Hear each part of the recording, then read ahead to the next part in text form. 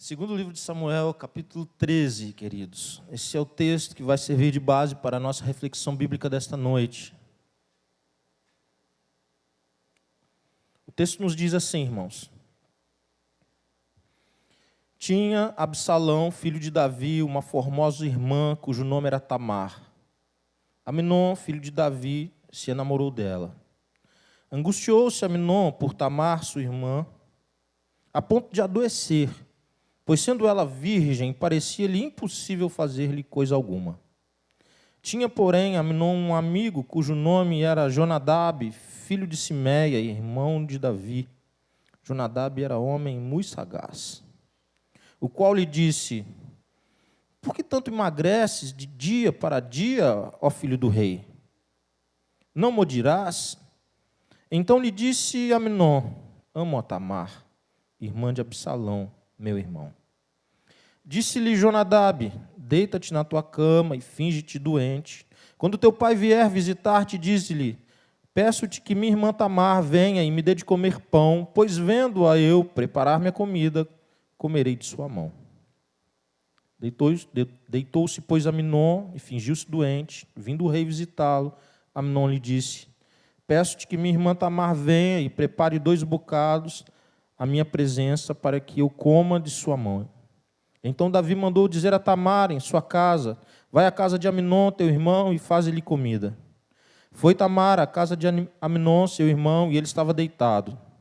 Tomou ela a massa e a amassou, fez bolos diante dele e os cozeu. Tomou a sertã e virou os bolos diante dele, porém ele recusou comer. Disse a Amnon: fazei retirar a todos de minha presença, e todos se retiraram. Então disse Amnon a Tamar: traze a comida à câmara e comerei da tua mão. Tomou Tamar os bolos que fizera e os levou a Amnon, seu irmão, à câmara. Quando lhes oferecia para que comesse, pegou dela e disse-lhe: vem, deita-te comigo, minha irmã. Porém ela lhe disse: não, meu irmão, não me forces, porque não se faz assim em Israel, não faças tal loucura. Porque aonde iria eu com a minha vergonha? E tu serias como um dos loucos de Israel. Agora, pois, peço-te que fales ao rei, porque não me negará a ti. Porém, ele não quis dar ouvidos ao que ela lhe dizia. Antes, sendo mais forte que ela, forçou-a e se deitou com ela. Depois Amnon sentiu por ela grande aversão, e maior era a aversão que sentiu por ela que o amor que lhe votara. Disse-lhe Amnon: levanta-te, vai-te embora. Então ela lhe disse: não, meu irmão, porque maior é esta injúria, lançando-me fora, do que a outra que me fizeste. Porém ele não a quis ouvir. Chamou a seu moço, que o servia, e disse: deita fora esta e fecha a porta após ela. Trazia ela uma túnica talar de mangas compridas, porque assim se vestiam as donzelas, filhas do rei. Mesmo assim o servo a deitou fora e fechou a porta após ela. Então Tamar tomou cinza sobre a cabeça, rasgou a túnica talar de mangas compridas que trazia, pôs as mãos sobre a cabeça e se foi andando e clamando. Absalão, seu irmão, lhe disse: esteve Amnon, teu irmão, contigo? Ora, pois, minha irmã, cala-te, é o teu irmão. Não se angustie o teu coração por isso. Assim ficou Tamar e esteve desolada em casa de Absalão, seu irmão. Ouvindo o rei Davi todas estas coisas, muito se lhe acendeu a ira. Porém, Absalão não falou com Amnon, nem mal, nem bem, porque odiava Amnon por ter este forçado a Tamar, sua irmã. Passado 2 dias, Absalão tosqueava em Baal-Azor, que está junto a Efraim, e convidou Absalão a todos os filhos do rei. Foi ter Absalão com o rei e disse: eis que teu servo faz a tosquia. Peço que com teu servo venham o rei e os seus servidores. O rei, porém, disse a Absalão: não, filho meu, não vamos todos juntos, para não te sermos pesados. Instou com ele Absalão, porém ele não quis ir, contudo o abençoou. Então lhe disse Absalão: se não queres ir, pelo menos deixe ir conosco Amnon, meu irmão. Porém o rei lhe disse: para que iria ele contigo? Insistindo Absalão com ele, deixou ir com ele Amnon e todos os filhos do rei. Absalão deu ordem aos seus moços, dizendo: tomai sentido. Quando o coração de Amnon estiver alegre de vinho, e eu vos disser: feri a Amnon, então o matareis. Não temais, pois não sou eu quem vou-lo ordena, sede fortes e valentes. E os moços de Absalão fizeram a Amnon como Absalão lhes havia ordenado. Então todos os filhos do rei se levantaram, cada um montou no seu mulo e fugiram. Iam eles ainda de caminho, quando chegou a notícia a Davi. Absalão feriu a todos os filhos do rei, e nenhum deles ficou. Então o rei se levantou, rasgou as suas vestes e se lançou por terra. E todos os seus servos que estavam presentes rasgaram também as suas vestes. Mas Jonadab, filho de Simeia, irmão de Davi, respondeu e disse: não pense o meu senhor que mataram a todos os jovens filhos do rei, porque só morreu Amnon, pois assim já o revelaram as feições de Absalão, desde o dia em que sua irmã Tamar foi forçada por Amnon. Não meta, pois, agora na cabeça o rei meu senhor tal coisa, supondo que morreram todos os filhos do rei, porque só morreu Amnon. Absalão fugiu. O moço que estava de guarda, levantando os olhos, viu que vinha muito povo pelo caminho por detrás dele, pela banda do monte. Então disse Jonadab ao rei: eis aí vêm os filhos do rei, segundo a palavra de teu servo, assim sucedeu. Mal acabara de falar, chegavam os filhos do rei, e levantando a voz, choraram. Também o rei e todos os seus servos choraram amargamente. Absalão, porém, fugiu e se foi a Talmai, filho de Amiur, rei de Gesur. E Davi pranteava seu filho todos os dias. Assim Absalão fugiu, indo para Gesur, onde esteve 3 anos. Então o rei Davi cessou de perseguir Absalão, porque já se tinha consolado acerca de Amnon, que era morto. Amados, nós na semana passada refletimos sobre um episódio da vida do rei Davi, que está no capítulo anterior. E naquele momento, Davi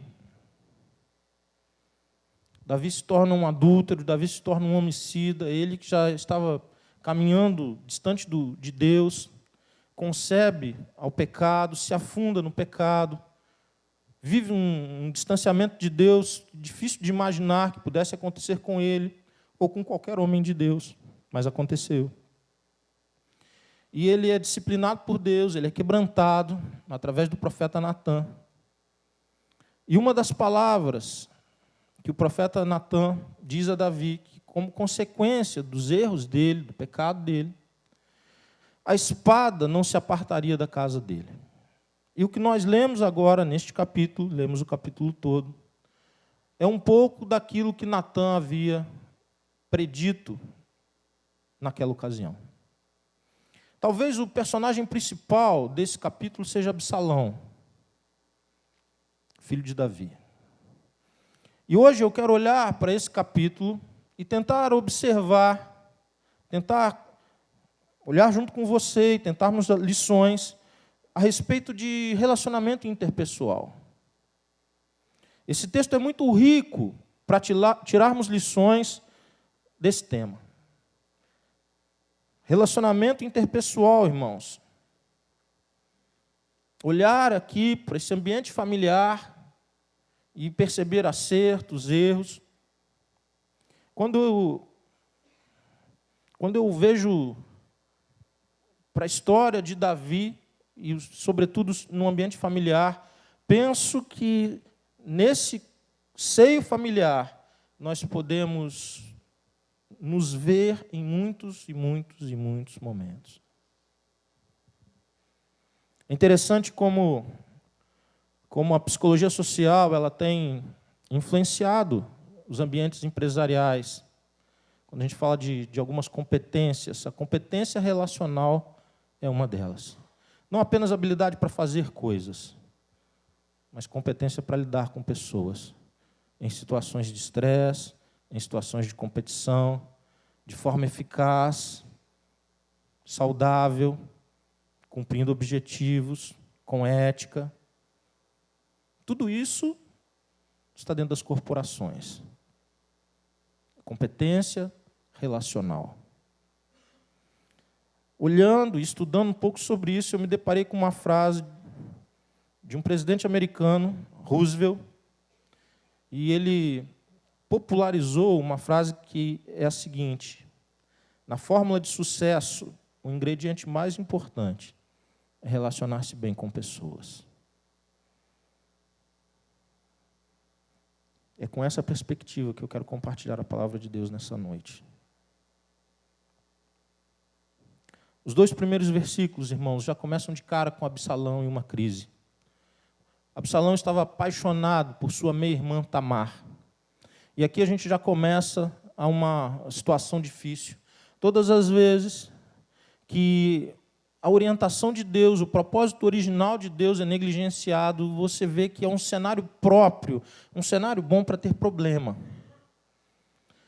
Do ponto de vista social, Davi podia ter quantas mulheres quisesse. Por quê? Porque ele era capaz de sustentar quantas mulheres ele quisesse ter.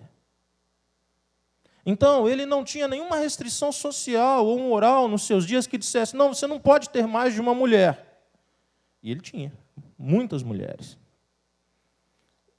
E dentro da sociedade daqueles dias, isso era visto com naturalidade. Mas esse não era o propósito original de Deus, como não é o propósito original de Deus. Deus criou um homem para uma mulher. E o que nós temos aqui já é a consequência desse comportamento distante da palavra. Como ele tinha muitas mulheres, ele tinha filhos com diferentes mulheres. Todos eles filhos de Davi, todos eles príncipes e princesas no reino. E o que nós vemos aqui é que um desses filhos, filhos de uma mulher, ele se apaixona loucamente pela sua meia-irmã, filha de outra pessoa. E ele tem enorme dificuldade de administrar sentimento. E quando a gente lê o texto,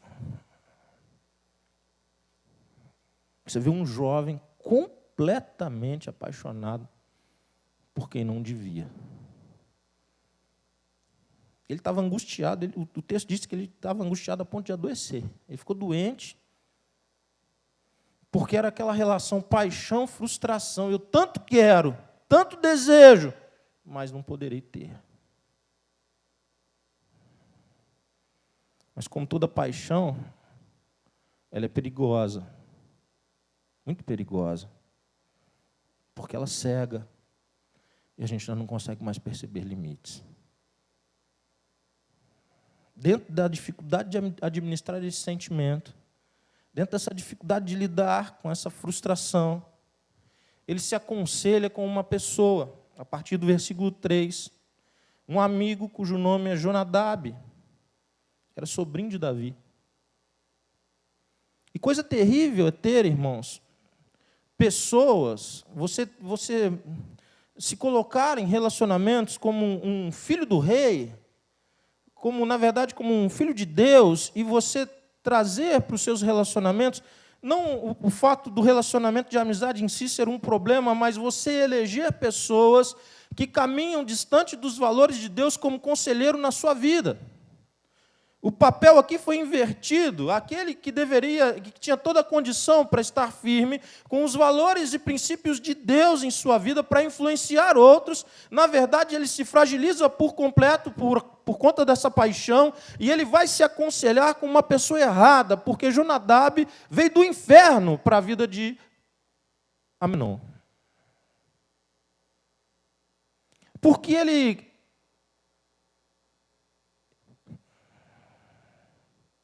lê Aminon. E ele percebe que Aminon não estava bem. Ele ganha a confiança de Aminon. Quando Aminon se abre com ele, ele fala: rapaz, está fácil de resolver. Vou montar um plano aqui e você vai conseguir o que você tanto deseja. Sem nenhum escrúpulo, sem revelar nenhum temor a Deus, falando o que aquele, seu aconselhando, que era Aminon, queria ouvir, ele precipita Aminon a um abismo.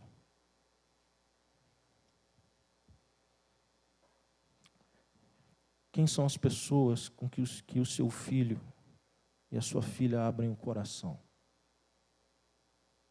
Com quem os seus filhos se abrem? Para quem os seus filhos e netos e sobrinhos contam as suas paixões, os seus desejos, suas frustrações? Esse assunto chega a Davi. Porque o planejamento era o quê? Que ele se fingisse uma doença, pedisse que a irmã, que eu imagino que cozinhasse muito bem, fosse servi-lo, preparar uma comida para ele. E Davi, já maduro, rodado, experiente, ele não estranha isso. E abertamente libera e ordena Tamar a seguir em frente com aquele plano. Tamar vai até Amnon, prepara comida para servi-lo, está tudo pronto, mas ele não aceita, ele quer que ele seja servido no quarto. Ele dispensa todo mundo, cria ocasião para estar sozinho com Tamar no seu quarto. Em algumas versões fala câmara.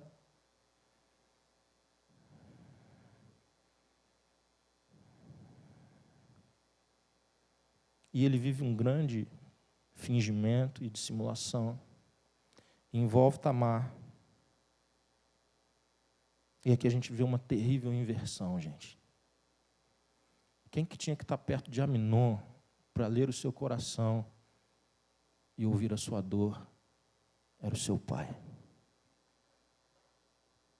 Mas foi Jonadab que ocupou esse espaço e esse papel. O papel que você não ocupa, pai, será ocupado por alguém. Se esse alguém for de Deus, menos mal. Talvez seja o pastor de jovens da igreja, talvez seja o pastor de adolescentes da igreja, talvez seja um líder comprometido com Deus na igreja. Bênção. Minimiza um problema. Não é o ideal. Porque essa pessoa, essas pessoas, elas deveriam ser coadjuvantes. Mas o que a gente vê é que quem funciona como pai é Jonadab. E Davi funciona como um amigo distante.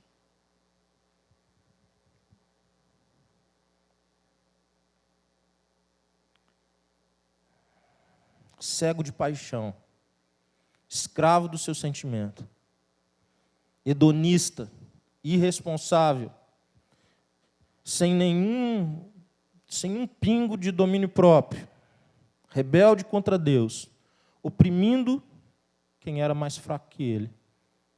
Amnon abusa de Tamar. Insensível, irracional, irreverente, mesmo tendo sido por ela avisado, ela avisa Amnon. E ela diz algumas coisas para Amnon que são profundas. Primeiro ele diz, não, isso não se faz em Israel. Povo de Deus não faz essas coisas. Quem anda com Deus não cultiva isso. Não caminha nessa direção, não vai ao encontro disso. Isso pode ser comum em outros povos, mas dentro do povo de Deus, não. Essa é a primeira coisa que ele diz para ele. A segunda coisa que ela diz para ele, peça autorização ao pai, que é rei, e ele me dará a você. E era assim, o costume da época era assim, os casamentos se davam assim. E você vai poder viver no ambiente próprio e correto aquilo que o seu coração deseja. Só que o pecado, a paixão, não permitiu que ele ouvisse aquilo que era contra o sentimento dele. Quem que ele ouviu? Ouviu Jonadab, que falou a ele tudo o que ele precisava ouvir. Já percebeu que pessoas que às vezes estão irritadas, aborrecidas, chateadas, elas procuram conselheiros que mais ou menos a gente já sabe o que esses conselheiros vão dizer? É gente que nunca vai dizer, não, pô, que isso? Você está errada, você está errado. Não. Mete ficha, é isso mesmo. Você é feliz assim? Bora lá, se finge de doente. Vamos lá. Que isso? Aí é filha de outra, rapaz. Mete ficha. Vamos para frente. ele procura e ouve, ele dá ouvidos, ele atende ao conselho que vinha ao encontro do desejo. Mas quando o conselho da própria Tamar é contrário ao desejo dele, esse conselho não serve, ele não é bom. Ele nem dá ouvidos e ele vai em frente e rompe.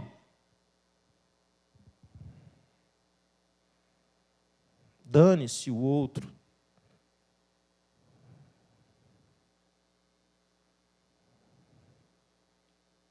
O sentimento, a dor, a reputação, a vida do outro e a própria vida dele, sem que ele percebesse. É o que o pecado faz, é o que a paixão faz. E uma vez concebido, satisfeito, não era bem o bolo que ele queria comer, mas uma vez satisfeito, o sentimento que ele tem é de ojeriza por ela. Mete o pé daqui, mulher, que você já não me serve mais. Minha necessidade foi toda suprida. Eu queria a conquista, eu já conquistei. Quantas meninas caem numa esparrela dessa?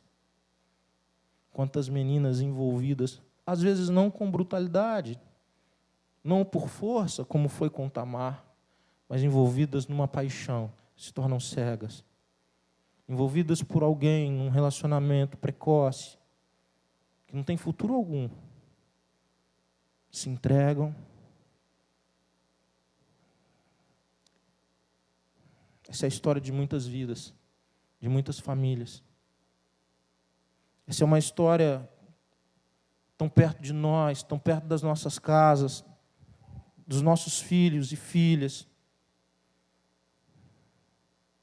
Ela sai dali. Na verdade, ela é tocada dali. E ela usava uma roupa, que era uma roupa que a caracterizava como filha do rei, como virgem, no sentido de solteira, filha do rei. Ela era uma princesa do rei. E ela desfaz daquela roupa e, corajosamente, ela assume uma postura de absoluto quebrantamento. Ela se veste com uma roupa de pessoas que estavam absolutamente quebradas. E ela se encontra com Absalão. E o encontro com Absalão é absolutamente revelador de coisas. Qual que é a pergunta que Absalão, ao ver a sua irmã naquele estado, ele faz uma única pergunta para ela. Qual a pergunta que ele faz? Você esteve com Amnon? Por que ele perguntou isso? Por que ao ver a irmã arrasada e destruída e chorando, por que ao ver a irmã na lona, ele pergunta, você esteve com Amnon? Porque já tinha algo no ar, irmãos. Já tinha coisa acontecendo. Já era possível ler isso. Jonadab leu. Absalão leu. Quem não leu? Davi. Quem deveria ler, não leu. Quem deveria estar atento, não estava. Quem deveria observar, não observou. Quem deveria participar, não participou.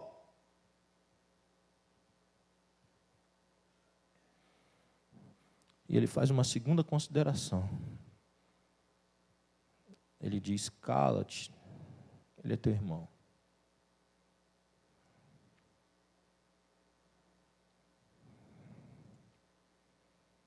Versículo 20. Absalão, seu irmão, lhe disse, esteve Amnon, teu irmão, contigo. Ora, pois, minha irmã, cala-te, é teu irmão, não se angustie teu coração por isso. Assim ficou Tamar e esteve desolada em casa de Absalão, seu irmão. Uma moça, uma menina, desolada, humilhada, perdida, com a sua vergonha, com a sua dor, com o pai vivo, perto. Ela vai para a casa de quem? Do irmão. Do irmão? Do irmão não. Do irmão que mandou ela simplesmente se calar. Do irmão que já olhava tudo e não foi capaz de participar, de ter uma ação preventiva, seja com ela, seja com o próprio Amnon, de chegar a Amnon e dizer, ei, eu estou vendo o que você quer. Eu sei o que você quer. Eu estou vendo nos teus olhos as tuas más intenções com a minha irmã. sem dizer para o pai: pai, tem algo acontecendo aqui que não é nada legal, e é preciso a tua intervenção, sem dizer nada, e ele fica calado, e a vaca vai para o brejo, e o pecado acontece, e a menina é desonrada, e depois ele chega na menina e diz: ei, fica calada.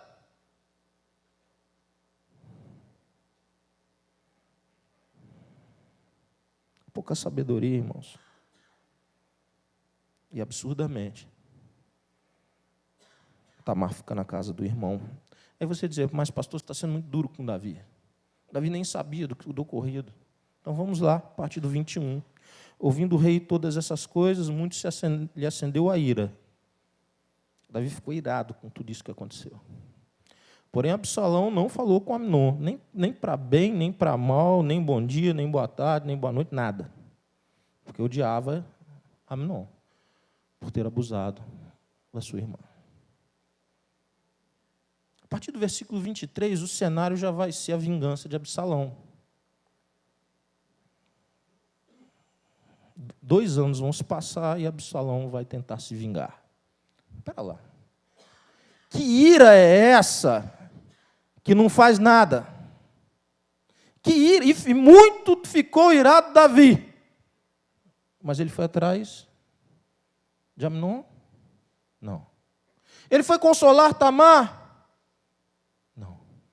Ele foi ter uma conversa séria com Absalão para tentar pelo menos entender o que está acontecendo e ele sentiu a dor da filha não ter procurado e ter procurado o irmão? Não.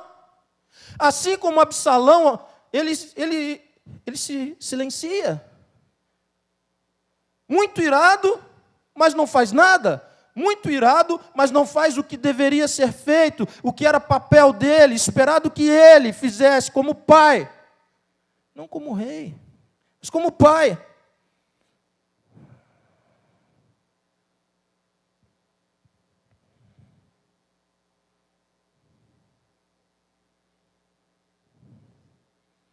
Absalão reproduz quem, irmãos? Davi. Davi silencia, Absalão silencia. Davi não consola Tamar, Absalão não consola Tamar. Davi fica irado contra Amnon, Absalão fica irado contra Amnon. Mas já que ele não fez, Absalão vai fazer. E é sempre assim.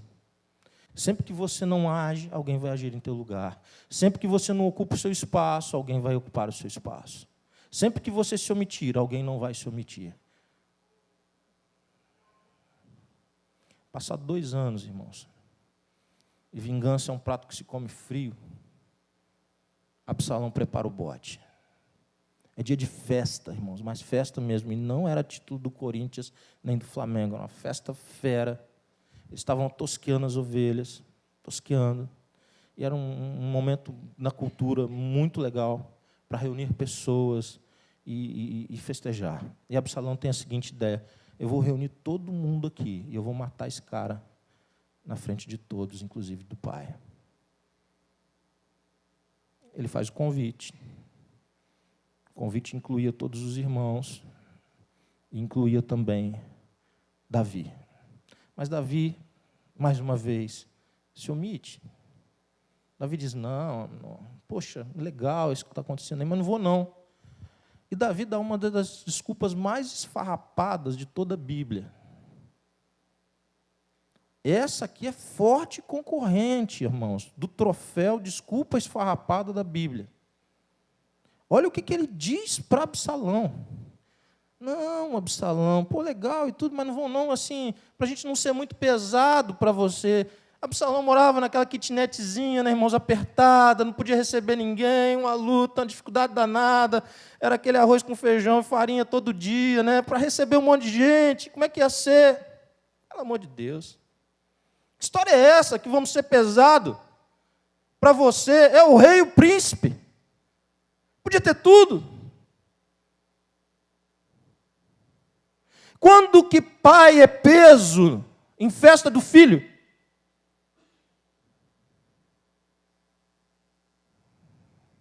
Quando as relações já estão rompidas faz tempo. Só quando tem relação rompida. Só quando já está muito longe do princípio e do propósito de Deus, aquela relação, um pai é peso na festa do filho. Mas o texto segue, irmãos, e o texto vai adiante. E lá no versículo 25 é o que tem isso. Não, meu filho, não vamos todos juntos para não sermos pesados. Mas Absalão está forte no propósito, irmãos. Mas ele abençoa aquilo que Absalão ia fazer. Então, versículo 26, Absalão toca no ponto que era o ponto central. Absalão diz: se não queres ir, pelo menos deixa ir conosco Amnon, meu irmão. E olha a resposta de Davi, irmãos.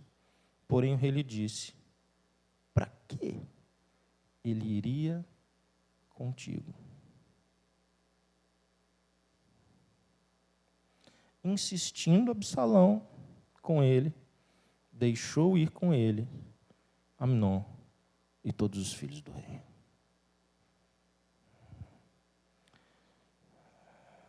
Quem está em posição de liderança não pode ter desculpa que não viu, porque tinha que ver. Quem ocupa a posição de liderança jamais pode se esconder num eu não vi, eu não sabia. Porque deveria saber e deveria ver. Se não viu, é porque ficou numa posição em que não era possível ver. E quem supervisiona, lidera e dirige, não tem direito a isso. Seja na casa, seja na empresa, seja em qualquer relacionamento. É princípio de supervisão. Se há uma coisa que ele foi colocado é para ver. E espera-se que ele tenha uma visão mais madura, mais profunda, mais sensível e mais atenta que o outro. Que é por isso que ele está colocado acima. E o que nós vemos? Primeiro, Davi não vê. Eu não vi nada. Eu não vejo nada nunca. Não sei, não assinei, não autorizei.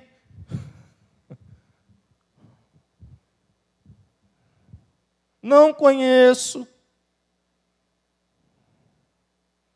Qualquer semelhança não é mera coincidência. Não é. E quando vê, porque até o Jatobá viu isso aqui. Vocês lembram do Jatobá? Alguns lembram. Até o Jatobá via que não era possível que Absalão quisesse Amnon numa festa. Não era possível que Absalão tivesse tido assim um quebrantamento de alma tão profundo 2 anos depois, para dizer: a coisa que eu mais queria era ter Amnon, meu querido irmão, na minha festa. E ele viu isso, porque até um cego vê isso aqui. E assim como ele viu e ficou irado com tudo aquilo que aconteceu e se omitiu, ele se omite de novo. Ele faz uma perguntinha ali, Absalão está firme, ele cedeu.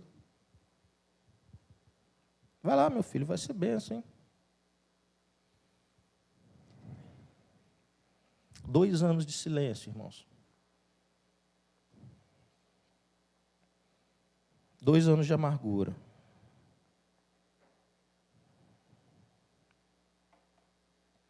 Dois anos preparando a vingança.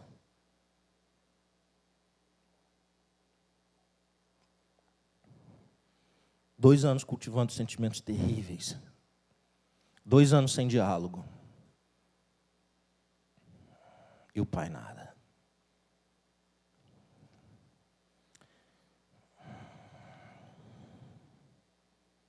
O texto segue em frente, irmãos. O que acontece lá? Absalão recebe a galera da maior festança.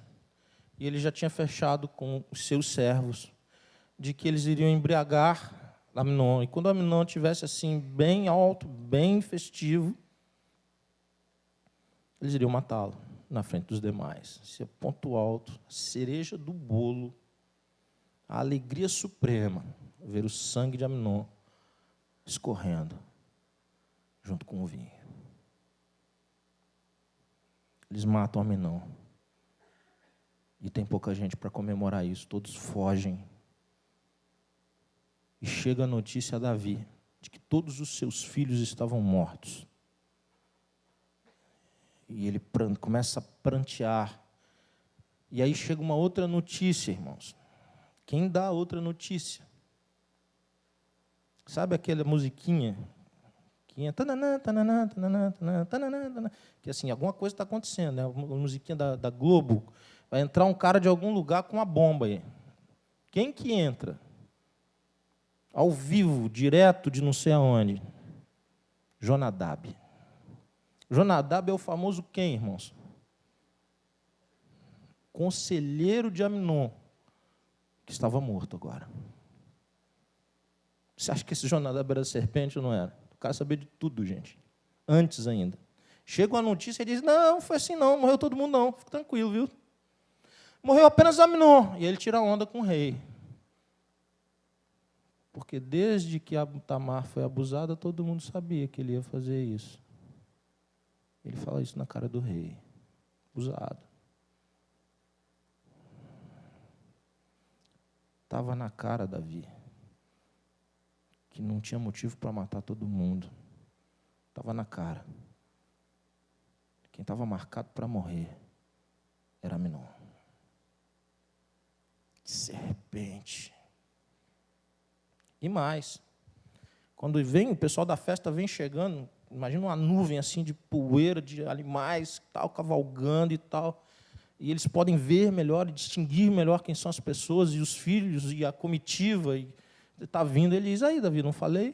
Como o teu servo falou. O teu servo falou, era ele mesmo. Quando o cara fala na terceira pessoa, normalmente não vem coisa boa, irmão. Quando ele fala, não, porque conforme a palavra do teu servo, o teu servo que tinha dado a palavra era ele mesmo. Está tudo aí. Fica tranquilo, só morreu Aminon. Todo mundo já sabia que ele ia morrer, Davi.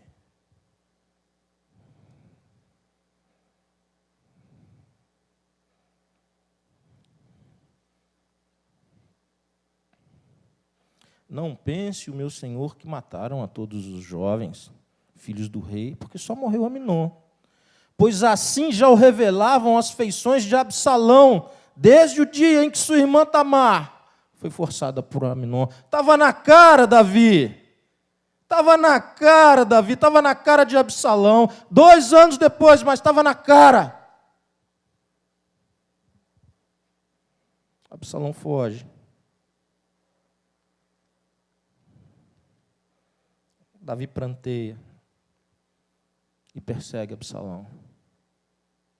Durante 3 anos, Absalão esteve muito longe, porque seu pai queria matá-lo.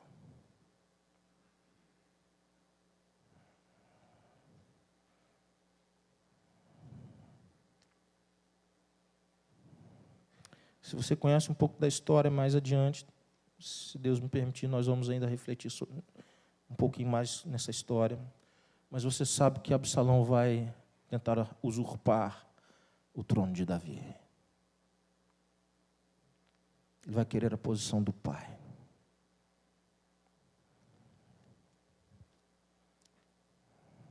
E ele é muito lembrado por isso. O filho que quis dar uma rasteira no pai. Mas poucos vão se lembrar que durante anos seu pai o perseguiu de morte. Eu quero terminar a minha fala, irmãos, e fazer algumas considerações finais.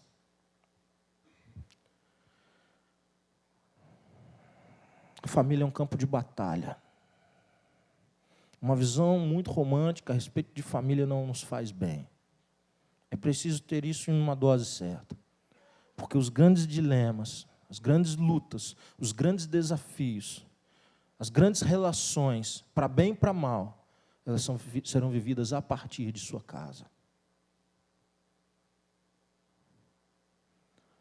Você é modelo, pai. Você é modelo. Seus filhos reproduzirão você. Se você aponta para a direita, possivelmente eles irão para a direita. Talvez até voltem, entrem por um outro caminho, mas num dado momento eles irão para onde você aponta, eles reproduzirão você. Distanciamento dos valores e princípios de Deus nos coloca em caminhos de morte. Negligenciar isso é colocar-se, como Davi colocou a si mesmo e todos os seus filhos, num caminho de morte, numa rota de colisão. Tempo não cura. Tempo não cura. Ações que temos no tempo certo curam. Perdão cura. Quebrantamento, humilhar-se cura. Prostrar-se diante de Deus, restituir na medida do possível, cura. Tempo não cura.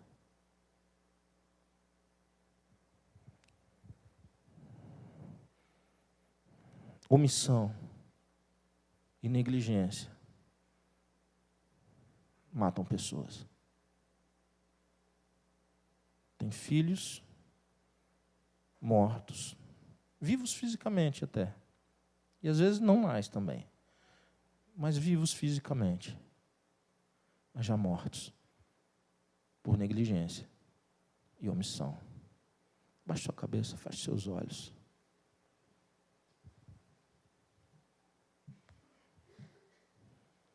Como que essa palavra te alerta nessa noite? O que essa palavra te chama para refletir e mudar? Qual é o desafio que Deus tem para a sua vida nessa noite? Desafio de mudança.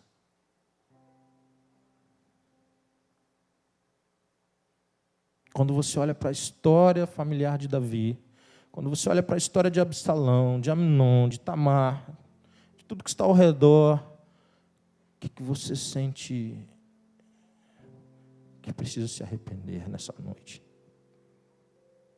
Quem é a pessoa da sua família que você não perdoa?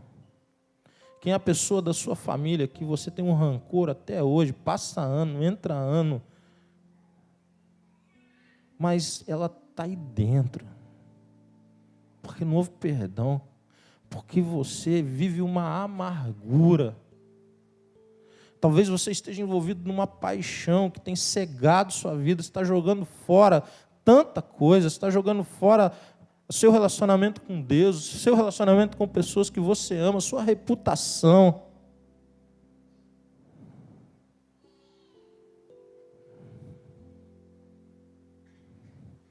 Talvez você esteja se omitindo diante de responsabilidades que Deus tem colocado para você.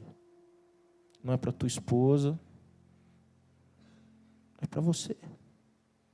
Não é para teu marido, é para você.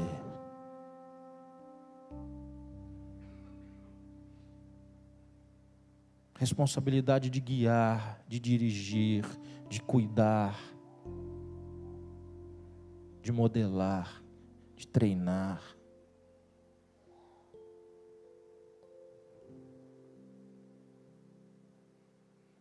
Talvez você esteja como pai e mãe abençoando aquilo que nunca deveria ser abençoado, abençoando encontros que jamais deveriam existir, abençoando relacionamentos que na verdade precisavam da tua presença para corrigir, para orientar.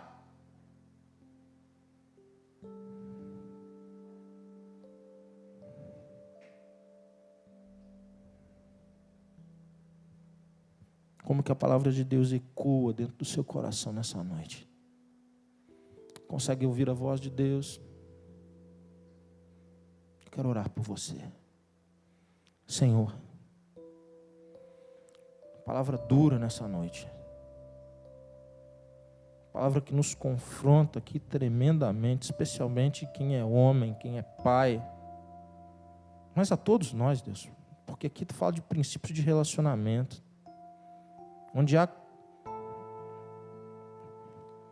Onde os valores do Senhor são negligenciados, Deus. Abismos são construídos, abismos relacionais. Abismo dentro da família do rei, que era crente, que era servo do Senhor. Abismo naqueles que deveriam ser as pessoas mais felizes do reino. Os filhos do rei. Tinham tudo.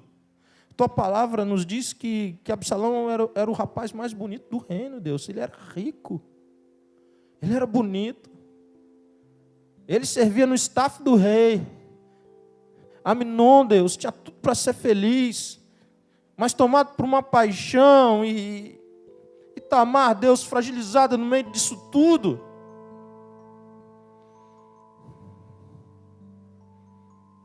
Deus, olha para nós com olhos de misericórdia, Pai. E corrija-nos, enquanto é tempo de salvar pessoas e relacionamentos. Age aqui, Deus, em nossas vidas e famílias, para a glória do Teu santo nome. Que o amor de Deus, nosso Pai, a graça salvadora de Jesus e as doces consolações do Espírito Santo de Deus sejam derramadas de forma viva, rica e abundante sobre a sua vida, sobre a sua família, especialmente sobre a sua família, mas sobre todas as suas relações. Amém.